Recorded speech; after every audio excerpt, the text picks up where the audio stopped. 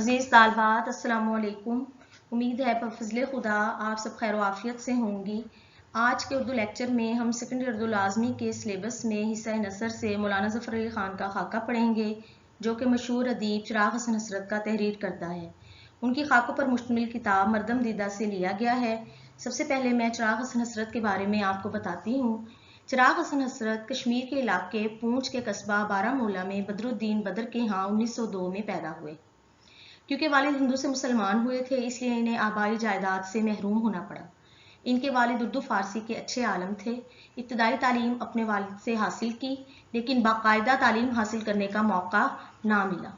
अपने ज़ौक़ के मुताबिक काफ़ी कुछ पढ़ लिया और मगरबी अदब से भी इस्तिफ़ादा का मौका मिला। 10 साल के हुए तो वालिद का इंतकाल हो गया। तरबियत नाना हसन अली करने लगे, मगर 3 साल बाद वो भी इंतकाल कर गए। कुदरत की तरफ से तबाह मौजू पाई थी। शेर व अदब का शौक़ बचपन से था, लिहाजा कश्मीर और शिमला में तालीम व ताल्लुम का काम करते रहे। हसरत के नाना भी अदबी शख्सियत थे। हसरत ने सबसे पहले मुलाजमत एक क्लर्क की हैसियत से की थी और उसके बाद हसरत 1925 में कलकत्ता चले गए, जहां इनकी ज़िंदगी का सहाफ़ती दौर शुरू होता है। सबसे पहले अखबार असर जदीद में बतौर सब एडिटर काम किया। सिर्फ 1 माह की मेहनत की, फिर अखबार के मुदीर बन गए। कुछ अरसे बाद उन्होंने रोज़नामा नई दुनिया में कूचा गर्द के कलमी नाम से कॉलम कलकत्ता की बातें और कोलंबस के नाम से नई दुनिया कॉलम का आगाज़ किया। कुछ अरसा अबुल कलाम आज़ाद के अल हलाल में भी काम किया। अब इनकी शोहरत कलकत्ता से लाहौर पहुंच गई। चिराग हसन हसरत मौलाना ज़फ़र अली ख़ान की दावत पर लाहौर आए और फ़ुक़हात के नाम से ज़मींदार अखबार के लिए कॉलम लिखे। फूल बच्चों का रिसाला और तहज़ीब निस्वां जो ख़वातीन का रिसाला था, उसकी अदारत की। बच्चों के लिए अच्छी अच्छी किताबें लिखी और थोड़ा अरसा ही काम करने के बाद इससे अलग हो गए और रोज़नामा एहसान से वाबस्ता होकर सनद बाद जहाज़ी के कलमी नाम से कॉलम मताइबात यानी मज़ाह लिखना शुरू किया। ये कॉलम भी बहुत ज़्यादा मारूफ हुए। तकसीम के वक्त लाहौर आ गए। यहाँ आकर अखबार मुहाजिर, हफ्त रोज़ा और रोज़नामा अमरोज़ के मुदीर हुए। अमरोज़ भी हरफ़ो हकायात के नाम से मज़ाहिया कॉलम अमरोज़ में भी लिखे और इसके अलावा अखबार में इनकलाबी तब्दीलियाँ करके अपने दौर के मुमताज़ अखबार नवीस बने। आप गुनागो खूबियों के मालिक थे, साहिब तर्ज़ इंशा पर्दाज़, मुनफरिद सहाफ़ी, बेबाक तंज़ो मिज़ाह निगार जो तारीख़, मंतक, फ़लसफ़ा और अदब जैसे मौज़ूआत पर गहरी नज़र रखते थे। शायरी भी की, शख्सियत निगारी भी और सहाफ़त भी। इनकी गज़ल की बुनियादी खूबी तग़ज़्ज़ुल है, सादा अल्फाज, मौसर बयां और सुलगता अंदाज है। इसके अलावा सहाफ़ी के तौर पर उनकी तहरीरें उनकी इल्मियत, काबिलियत और उनके ज़ोर कलम का मुँह बोलता सबूत है। उन्होंने उर्दू सहाफ़त में तनव्वु, रंगारंगी के साथ लताफ़त और तासीरियत भी फराहम की। इनकी सहाफ़त की आज जो सहाफ़त की बुलंदो बाला अमारत है, वो इनकी कायम करदा बुनियादों पर खड़ी है। इस अज़ीमुल मर्तबत सहाफ़ी ने 1955 में लाहौर में इंतकाल किया और कब्रस्तान मियानी साहब में आगोश शोरश काश्मीरी की कब्र के साथ ही दफन हुए। अब हम जो चैप्टर पढ़ रहे हैं मौलाना ज़फ़र अली ख़ान, ये चिराग हसन हसरत का लिखा हुआ खाका जो उनकी किताब मरदम दीदा में शामिल है। ये किताब 1939 में शाया हुई। मरदम दीदा में मुख्तलिफ शख्सी खाके मौजूद हैं, जिनमें खाका मौलाना ज़फ़र अली ख़ान का है। इसमें कुल 7 खाके मुख्तलिफ शख्सियात के शामिल हैं। सबसे पहला खाका मुवीदुल इस्लाम का, फिर ख़याल अज़ीम आबादी का, आगा हशर, शफ़ाउल मुल्क, मरहूम अल्लामा इकबाल, ज़फ़र अली ख़ान और आखिर में अबुल कलाम आज़ाद का खाका है। इन सबसे चिराग हसन हसरत के ज़ाती तौर पर मरासिम रहे, चनाचे ताल्लुकात और वाक़फ़ियत की बिना पर इनकी शख्सियत ने जो तासुर मुसन्निफ़ के दिल में पैदा किया, इन खाकों में बयान किया गया है। वाक़ियात इस तरतीब और ऐसे अंदाज से बयान किए गए हैं कि इन मशाहिर की जीती जागती तस्वीर आंखों के सामने आ जाती है। बकौल सैयद इम्तियाज़ अली ताज, मरदम दीदा स्वाने निगारी की जदीद तर्ज की अव्वलीन कोशिश है।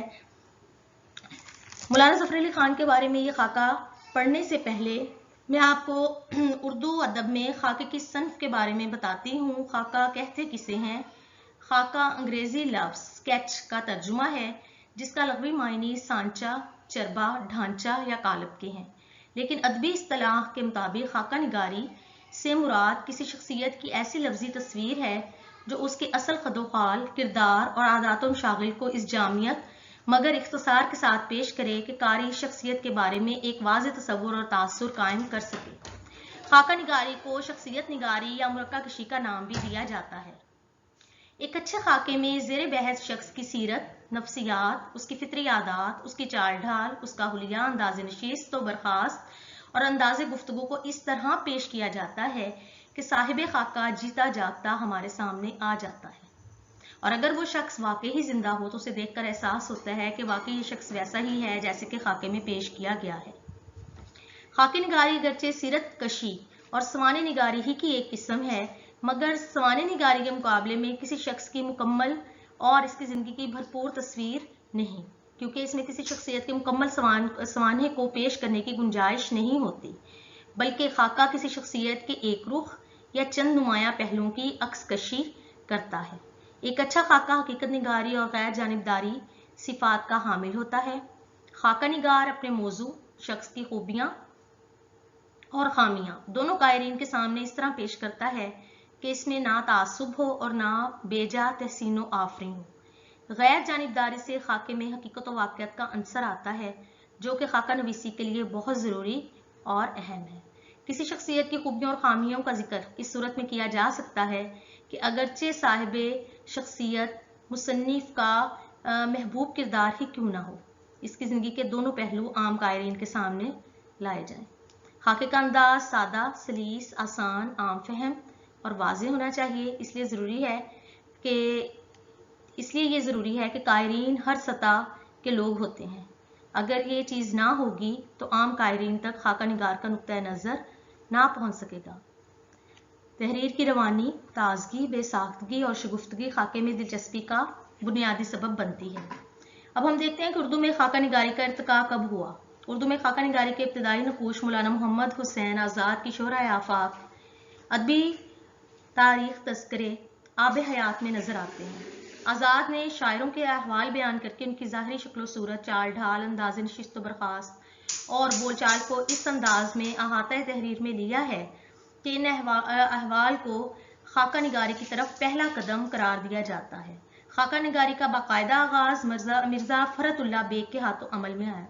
انہوں نے مولوی نذیر احمد کی کہانی کچھ ان کی کچھ میری زبانی، مولوی وحید الدین سلیم پر مشتمل مضمون ایک وصیت کی تعمیل، پھول والوں کی سیر اور دلی کا یادگار مشاعرہ میں بڑے خوبصورت مرقع کھینچے ہیں۔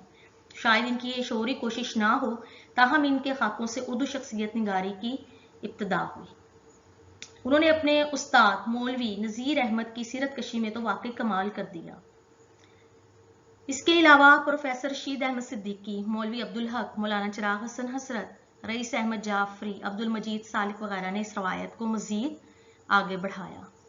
اب ہم آتے ہیں مولانا ظفر علی خان کے اس خاکے کی طرف جو چراغ حسن حسرت کی محنت کا اور ان کی صلاحیتوں کا منہ بولتا ثبوت ہے۔ سب سے پہلے کہ میں اس کے مشکل الفاظ و تراکیب اور تشریح کی طرف آؤں، اس کی کہانی اور اس کے خلاصے کی طرف آتی ہوں اور آپ کو بتاتی ہوں کہ انہوں نے اس میں کس طرح سے ان کی شخصیت کے مختلف پہلوؤں کو بیان کیا۔ وہ کہتے ہیں اب سے 10 سال پہلے کی بات ہے، جب میں نئی دنیا کے دفتر میں بیٹھا تھا، کسی نے آ کر کہا ذمہ دار صاحب آئے ہیں۔ میں ہڑبڑا کر اٹھ بیٹھا، کون ذمہ دار؟ اتنے میں مولانا شائق احمد عثمانی نے آ کر بتایا کہ مولانا ظفر علی خان آئے ہیں۔ یہ چراغ حسن حسرت کی مولانا ظفر علی خان سے پہلی ملاقات تھی جو نئی دنیا اخبار کے دفتر میں ہوئی۔ حسرت نے صرف مولانا کی تصویر دیکھی تھی اور تصویر سے شخصیت کا پورا اندازہ نہیں ہوتا۔ ان کا خیال تھا کہ مولانا آل انڈیا قسم کے لیڈر ہیں، اس لیے ان کی بڑی سی توند ہوگی اور سر پر امامہ ہوگا۔ لیکن حسرت کو مولانا سے مل کر اور انہیں دیکھ کر بڑی حیرت ہوئی، کیونکہ نہ ان کے سر پر امامہ تھا اور نہ ہی بڑی سی توند۔ حسرت کو شعر و شاعری سے عقیدت تھی اور مولانا کو سیاست سے دلچسپی تھی، اس لیے حسرت نے مولانا کو شعر و شاعری کی طرف لانے کی کوشش کی، لیکن مولانا ہندوستان کی سیاست پر ہی بحث کرتے رہے۔ ہندوستان کی جدید اصلاحات، round table conference, Simon commission, آئینی کمیشن، برکن ہیڈ، کامل آزادی پر گفتگو کرتے رہے۔ دیر تک یہ جھگڑا چلتا رہا، آخر مولانا کو فتح ہوئی اور سبھی نے شعر و ادب چھوڑ کر سیاست کی باتیں شروع کر دی۔ حسرت لاہور آ گئے اور کافی عرصہ تک ذمہ دار کے دفتر سے منسلک رہے۔ ایک رات پچھلے پہر مولانا نے حسرت کو جگایا اور باہر سیر کو چلنے کو کہا۔ حسرت نے پہلے ہی سن رکھا تھا کہ مولانا میلوں دوڑتے ہیں اور سخت قسم کی ورزش بھی کرتے ہیں اور بعد میں نماز پڑھتے ہیں، اور جو شخص مولانا کے ساتھ سیر کو جائے گا اسے بھی یہ سب کرنا پڑے گا۔ بس حسرت کو قاضی کی نصیحت یاد آ گئی اور انہوں نے ناسازی طبع کا بہانہ بنا کر اپنی جان چھڑائی۔ اس واقعے سے انہیں پتہ چلا کہ مولانا کو صرف دوڑنے، مقدر ہلانے یا اٹھانے کا شوق ہی نہ تھا، بلکہ نیزہ بازی اور شاہ سواری میں بھی خاص مہارت تھی۔ حیدرآباد میں وہ کچھ عرصہ فوج میں ملازم رہے۔ حسرت سے ایک صاحب ملے جنہیں مولانا ظفر علی خان کی شاعری کی عظمت سے انکار تھا۔ وہ مولانا کی حقیقی شاعری کے وجود سے منکر تھے۔ حسرت نے انہیں مولانا کی کچھ نظموں کے نام بتائے جو حقیقی شاعری کا نمونہ ہے، اور شاد عظیم آبادی کے اشعار کے مقابلے میں مولانا ظفر علی خان کا شعر سنا کر انہیں قائل کر لیا کہ مولانا ایک اچھے شاعر ہیں۔ مولانا بڑے زود گو تھے، وہ بڑی آسانی سے مختصر سے وقت میں نظم کہہ لیتے تھے۔